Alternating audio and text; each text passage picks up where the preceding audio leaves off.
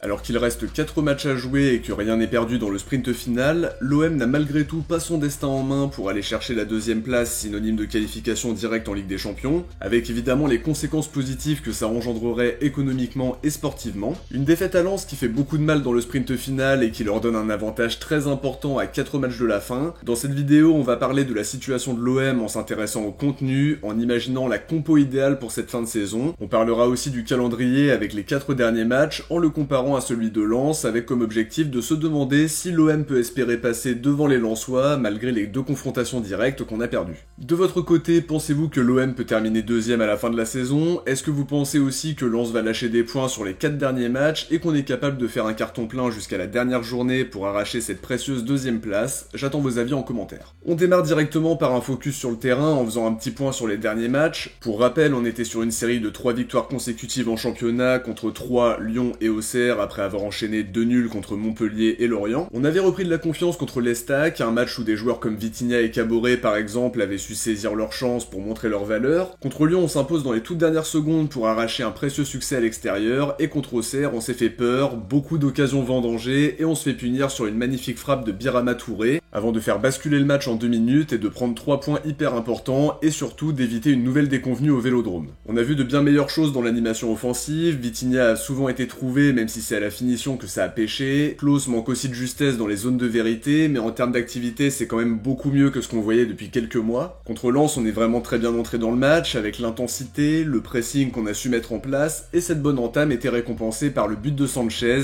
finalement annulé après intervention du VAR, alors que Turpin l'avait validé au départ. Au-delà de l'aspect arbitrage qui a été désastreux, on est bien d'accord, on a été beaucoup moins bien en deuxième période, et surtout on a perdu Gigot et Sanchez sur blessure. Comme on pouvait s'y attendre, ça fait mal de perdre 2 piliers, surtout dans un match aussi important. Les absences, c'est aussi un point important que je voulais aborder dans cette vidéo. On a eu des nouvelles positives concernant Samuel Gigot. Le compte Twitter La Minute OM explique que l'IRM qu'il a passé n'a rien décelé d'inquiétant au niveau de sa cheville, une info rassurante qui permet d'imaginer qu'il pourrait être là dès la réception d'Angers. Pour Alexis Sanchez, RMC explique qu'il pourrait revenir pour le prochain match aussi, sans pour autant risquer une rechute en s'entraînant à fond pendant la semaine. Deux nouvelles rassurantes, mais ce qui est moins rassurant par contre c'est la potentielle suspension de Payet. Des images de Prime Video montrent une scène où il gifle Cahuzac, qui est maintenant l'un des adjoints de Franck Hez à Lens. La Provence explique qu'il y a une vraie inquiétude sur sa suspension, ça parle de 4 ou 5 matchs, et clairement c'est un coup dur dans ce sprint final, parce qu'à mon avis il aurait eu plus de temps de jeu. En tout cas ça s'ajoute à d'autres absences préexistantes, on pense à celle d'Harit qui avait un profil qu'on n'a pas dans l'effectif actuellement, et qui aurait fait du bien dans pas mal de matchs avec sa qualité de percussion. Je pense aussi bien sûr à la blessure d'Ounahi qui met fin à sa saison alors qu'il commençait à convaincre Tudor de le faire jouer plus. Plusieurs absences importantes qui s'ajoutent aussi à des situations sportives compliquées. Nuno Tavares, pour qui on n'entrevoit pas vraiment d'amélioration, il fait des différences avec sa puissance et sa vitesse, mais comme d'habitude, il pêche dans le dernier geste. La situation de Ruslan Malinovski est aussi compliquée, son match à Lens a été assez catastrophique et ça fait plusieurs matchs que je le trouve très timide pour ne pas dire fantomatique. Il est pas forcément hyper juste, il fait pas forcément beaucoup de différence et surtout on a l'impression qu'il n'est pas totalement intégré tactiquement, mais on espère qu'il réalisera de bonnes performances sur les 4 derniers matchs, pour nous permettre d'aller chercher la deuxième place bien sûr, et aussi pour qu'il puisse se mettre en confiance avant d'aborder sa première vraie saison olympienne.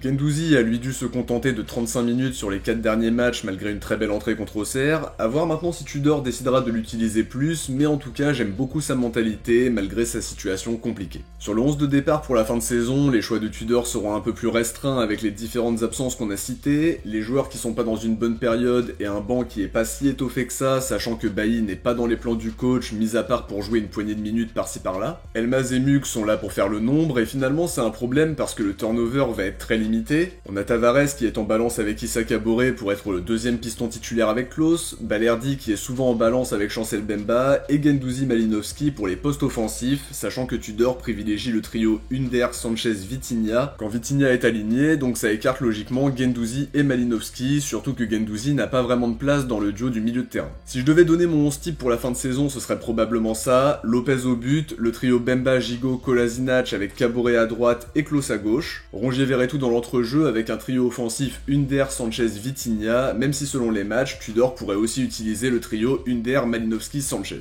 A voir comment ça va s'articuler, mais on aura besoin de tout le monde dans cette fin de saison, en espérant qu'on n'ait pas un blessé de plus parce que l'effectif n'est déjà pas très large. En tout cas sur le jeu en lui-même, faut qu'on soit capable de montrer plus de tranchants sur nos situations, mais j'ai trouvé quand même qu'il y avait des améliorations dans l'animation offensive comparée à il y a quelques matchs. Défensivement, on a trouvé un bon équilibre avec le trio Bemba, Gigot, Kolasinac, mais l'important sur cette fin de saison, ce sera de concrétiser nos occasions, de voir aussi nos pistons meilleurs à la dernière passe, et pour les joueurs offensifs en globalité, de se montrer plus tueurs devant. Pour la deuxième partie de cette vidéo, on va s'intéresser aux 4 derniers matchs qu'il reste. Le prochain match qui nous attend, c'est Angers au Vélodrome, lanterne rouge du championnat qui n'a plus rien à jouer sur cette fin de saison, étant donné qu'ils seront en Ligue 2 la saison prochaine, parce qu'ils sont actuellement à 20 points d'Auxerre, premier non relégable. C'est une équipe en grande difficulté, pire défense de Ligue 1 avec 74 buts encaissés, un match où faudra faire le boulot parce qu'on peut plus se permettre de perdre des points d'ici la fin de saison si on veut aller chercher la deuxième place. Ensuite, il y a un déplacement à Lille et ce sera pas simple de ramener les 3 points. Ils auront à cœur de prendre des points parce qu'ils visent les places européennes. Pour le moment, ils sont 5e avec 5 points de retard sur Monaco, mais ils peuvent aussi tout perdre parce que Rennes et Lyon ne sont qu'à 3 points. Faudra aussi faire le boulot au Vélodrome pour la réception de Brest, un match qui s'annonce vraiment bouillant, quasi 30 ans jour pour jour après la victoire en Ligue des Champions. À l'heure actuelle, le Stade brestois compte 3 points d'avance sur Nantes qui est premier relégable. C'est pas un match là hyper confortable et ils auront à cœur de valider le maintien en ramenant un résultat du Vélodrome avec au minimum un point du nul.